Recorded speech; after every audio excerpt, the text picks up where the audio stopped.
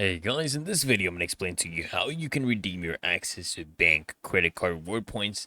And it's really easy and simple. So if you're going to do this, you can do this online, on your app, or on your browser. You can go ahead and log into your bank's mobile app, or you can use net banking on your browser. You want to go ahead and visit the rewards section and go ahead and click on the redemption option.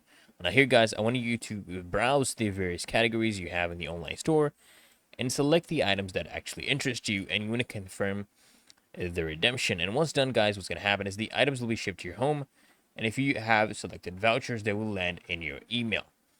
And if you want to redeem air miles, you want to log into the frequent flyer program section, and you're going to follow the specific redemption process. And if you're going to do this process offline, what you can do, you can visit your bank's reward store website, browse their various sections, and choose the products or vouchers you actually aim to redeem the points against.